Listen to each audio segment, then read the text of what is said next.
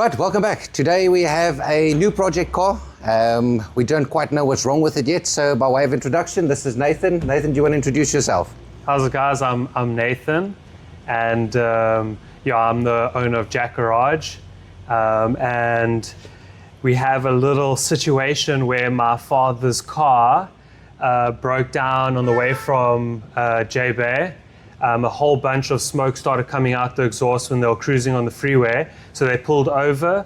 We sent it to a few places, got the turbo done. No one can really help us get it started. So I was busy looking for a good mechanic, a mechanical shop where I could take the vehicle to. Struggled. So we've had the car for like 3 weeks now, and I've been trying to find someone to work on the car. And then obviously speaking and chatting with the guys at Sub-Zero, I realized that there was tartan over here in this really nice area. And I was like, let me give it a go and let me see if they would help me. And then obviously Robbie was very professional and he said, bring the car over, let's give it a check. So I'm really stoked to be bringing it to such a professional, nice workshop to get the motor rebuilt and sorted, if that's what it is. Right, so as Nathan so humbly said there, we don't know what's wrong with the car yet. When we sit in a situation like this where A, other people have worked on it before, B, we have lots of underlying potential issues. The best way to handle this is start from scratch. So Jared, if you want to pan to that side, the guys are busy pushing it in. We don't try and start a car, we don't know what's going on with it. Our first few steps will be checking the basics, making sure that we've got our timing chains correctly, nothing is broken big on the inside, pull out the plugs. And more than likely, if we don't get the answers there, we'll pull the motor, start stripping down till we figure out what's going wrong with this thing. As you guys can see, currently it's been pushed by about 2-man horsepower, and Tyron is using his vision to help with his cup of coffee in the hand.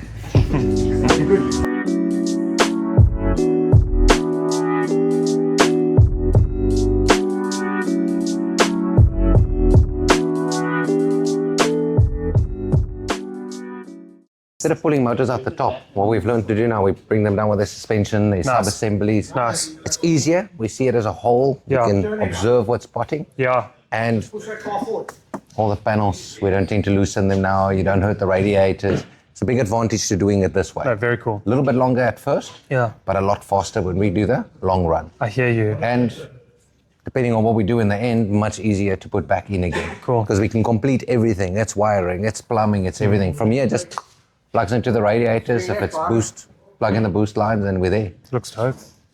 All right, so I've got Nathan with our master mechanic, Jason, now. From Nathan's mouth, I want Jason to hear what the history is of what he knows, just to give him a little bit of an inkling where he wants or what direction he wants to go in. So after you, Nathan. How's it? Hi. So yeah, my father bought this car in 2008, brand new. And so we've owned it since then. It's got about 220 odd thousand Ks on the clock. It was mainly driven to a farm out in the Eland River, and those roads are so it has driven pretty gnarly stuff, but they've looked after it pretty well. And it became my mother's car maybe 5 years ago, hence the scratches and all the things, because she's a pro driver, obviously. You say women are bad drivers? No, not at all. We love women here at Titan, okay? They make us a lot of money. It's because she drives on the edge all the time, you know. She's always sourcing it. But then she was cruising from J-Bay to Port Elizabeth, and while she was kind of coming down that J-Bay road, a huge amount of smoke came out the exhaust. So obviously she pulled over as soon as she could, and then we towed it to some other mechanics. They thought it was the turbo. Turbo got rebuilt. Long story short, eventually they said that they think that the engine is seized. I got another mechanic to check it out. He said that he thinks there's definitely something wrong in the engine. Try to find a whole bunch of mechanics. No one really looked like they were able to do the job. So now I'm here at Titan, and I got faith in you guys. All right, Jay, what's your approach going to be on this one for us? First thing, compression test. And yeah, there is a compression problem, yeah, definitely. And then pull the motor, strip down, assess from there. Right, Nathan. Find the damage first. Find the damage first.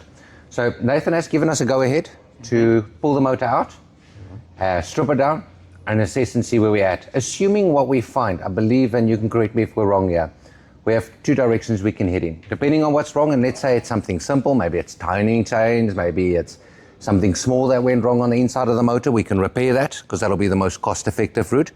Again, while we're in there, we'll definitely be doing things like oil pumps because the cost is getting there. Yeah. The other parts are more cost-effective once you're already there. Correct. So we'll do a lot of maintenance coming back up. So assuming it's something small, we'll do the maintenance, make sure it can last a long time as well, and then obviously deal with the core problem. If we see big things like crank has run, bent rods, sleeves are buggered, rings are broken, head's cracked.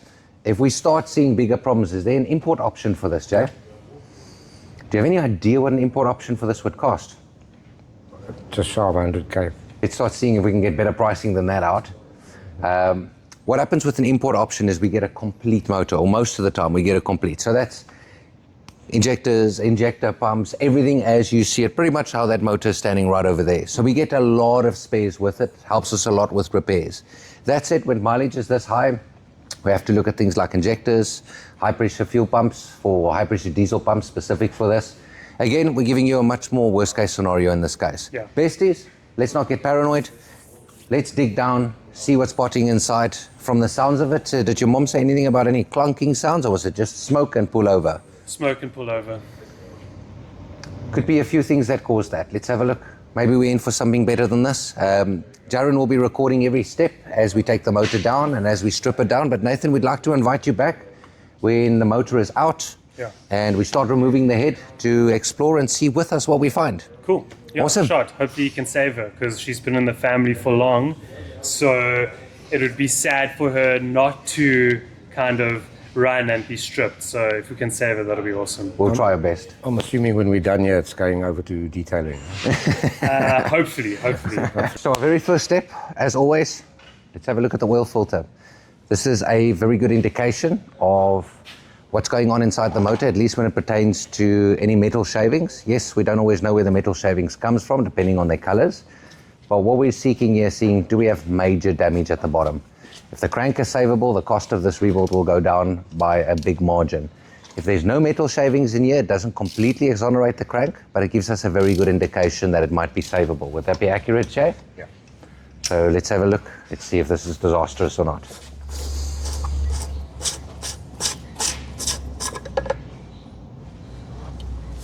Okay, something missing there. Oh, it's right there. It's stuck here. There's a bit of specks in here. Tiny bit of specks there. Doesn't look like anything major. There's a little bit there. A little bit of copper there. Yeah, you can see a Maybe little we bit caught it early. Yeah, something on its way out. there's definitely something on its way out. This doesn't mean crank yet. It could be something from the top. It could easily be timing chain, Jay. Timing chain that's worn its guards and it's busy eating the metal on the side. That could also explain why we're getting a bit of a strain when we attempt to turn the car over. A lot of timing issues with this. There is a lot of known timing issues with this car, so we're not in worst case scenario yet. But we do have some concerns. Metal in a filter is never a great thing, but it doesn't have to be a terrible thing. Stay tuned. Let's figure out the rest.